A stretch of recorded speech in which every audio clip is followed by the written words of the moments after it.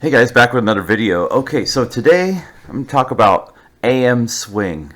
You know, when I first got into hobby, one of the things was like just how much is the proper amount of forward AM swing. Some people are like, you know, super into like a whole bunch of swing and got into it like excessive where you got no carrier and swings too much, or some people, it's like there's no exact science on it. People are like, you know, you must do it this way, you must do it that way. It was confusing. So in AM, and I think it's great now in, 2026 here, and this video is being made, you could Google this stuff and it's generally accepted, about a 4-to-1 ratio. Now I bring up Donkey Stomper's video. I like his stuff because he keeps stuff relatively simple and practical. So he had a great video. I think I liked it. Just came out. I think he posted it yesterday. Just simply saying, 25 watts per pill. And I thought, that seems kind of low. Only 25, carrier. He's saying 25 watts dead key per transistor, like a 2879. So that would be like say a 4-pill amp. He's saying, dead key, 4 times 25, 100 watt dead key. It seemed awful low, But I thought about it more. I'm like, so he's not following the 4-to-1 ratio, but actually turns out he's even more correct than I thought. Because let's say from a practical standpoint, or from an AM broadcast, like perfectly, it's like to get 100% modulation, you need 4-to-1. Here, actually, so I'll play this video real quick, real short clip about it. Alright guys, we're working on changing 6-pill to 8-pill. That's what we're on right now. Stripped it down, gonna redo it. Anyway, let's talk about a few things. First thing I want to remind everybody is about the transistors. 25 watts per output transistor carrier. On the output, so if you've got 2-pill in front of this 2-drive mate, you count the 8. That'll be 200 carrier out max. 6-pill, 150 carrier out max. 2-pill, 50 watt carrier out max, and so on. Real simple. And remember, you watched the video about my sideband and average. On sideband, you don't even need to drive the boxes, and you need to watch your average on sideband. Make sure you're not doubling or tripling it up what it does on AM, because you will overdrive them. And HTs are sensitive to sideband. Next thing I want to talk about, I'm fixing to do a few things different. I've moved some stuff around on the website. If you guys are wanting a Class B bias amp, you go to the website and click Class B, and then if you want sideband delay, you have sideband delay. And I'm only offering that up to a 2-drive and 8 anymore. And I offer sideband delay on your 10, 12, and 16, 24, 32, and so on. And the reason why I'm doing that is because the amps are tougher without it. And also, we've done numbers and numbers and numbers and numbers of tests. And if you got a good radio, they can't nobody on the other difference tell the difference of bias or not. Everybody says, oh yes you can. No you can't. I'll prove it to you anytime anybody wants to challenge it. That's a good point too. So he's talking about on sideband, you don't have to bias the transistors. I would say this, and he didn't really mention it in the video, the rule of thumb with sideband is you never exceed what the transistor is actually rated for. Like the 2879 is rated for like 100 watts according to the actual data sheet. In other words, that's what I would like put the limit for sideband. It's really unforgiving on sideband. The average is the peak, so it's really hard on the equipment. So in other words, like a 4-pill, you'd want to run like 400 watts sideband, and that's it. An 8-pill, 800 watts sideband, and that's it. So yeah. So if you notice, the current draw when you go to sideband, it gets crazy high. So yeah, you want to reduce your input drive to when you're going into sideband. You don't need as much power on sideband. So in regard to the ratio, the swing, the AM carrier swing here, I actually commented in his video. I knew about this, but I figured I'd just look it up. So this is kind of like a AI generated information, but it says, for ideal amplitude of modulation with 100% or 100% modulation, the best carrier to peak ratio, PEP ratio, is 4-to-1, meaning the peak power is 4 times the unmodulated carrier, which is a plus 6 dB difference, as this represents full signal swing without clipping.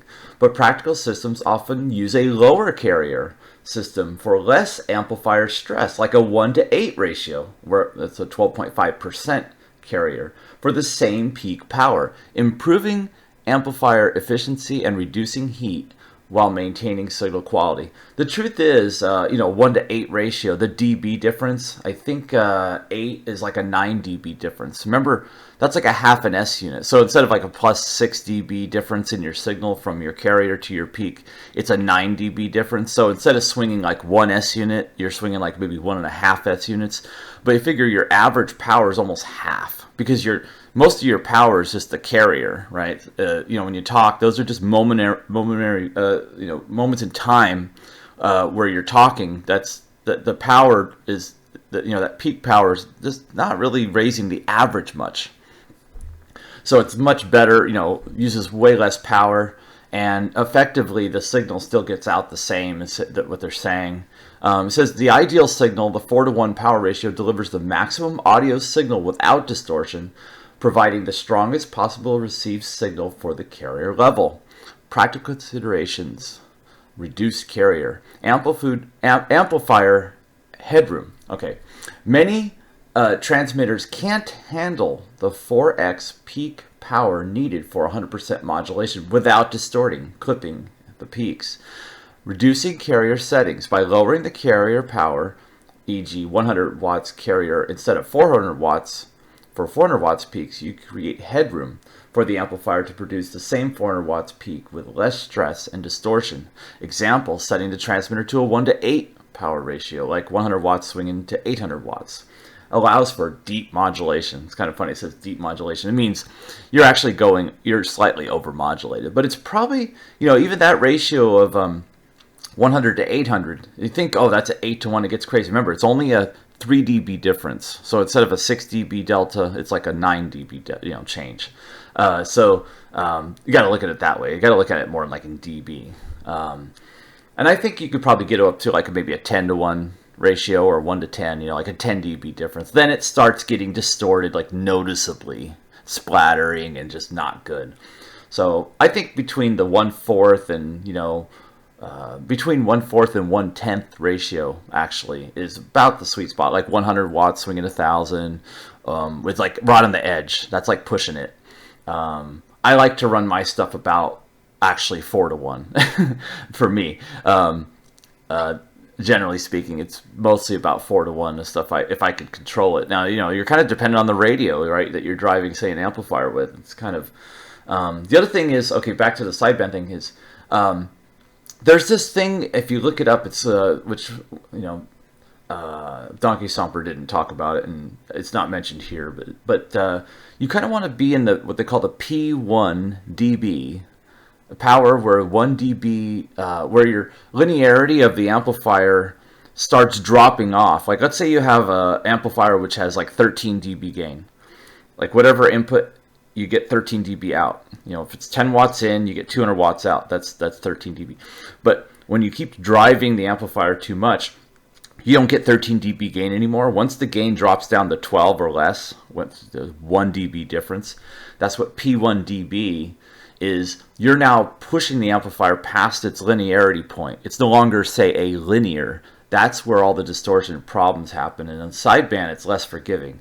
And that's why you want to stay like your, say, sideband when you're running an amplifier in sideband, you only want to run like, say, 100 watts per transistor if it's a 2879. So in other words, if you wanted to do like 1,000 watts, you'd need like a 12 pill or something, really, to run it right. And I guess, yeah, he has a good point. If you're not pushing the amplifier, you could probably get away with not running a Class C. I think that's good. I mean, you can get away with running a Class C. I think what happens is, so many of us, and are guilty of it, is we're running, let's say, a Class C amplifier, but we're also unknowingly overdriving it. What if you cruised, let's say, a Class C amp, like, what I mean by that is, like, let's say you had I don't know, what's a Class C amp, like a TNT 800 or something, like, but you only ran it so it did only like 300 watts. Then the thing would probably be clean, right? One of the tricks, I think, to get things super clean, rather than running filters, you just don't drive the amplifiers to even close to their limits. In other words, you're way below the P1 dB points. Some of the old HF radios, for example, like I think the Kenwood TS-2000 and some of the older stuff I know, they actually run two 2879s for a 100-watt radio.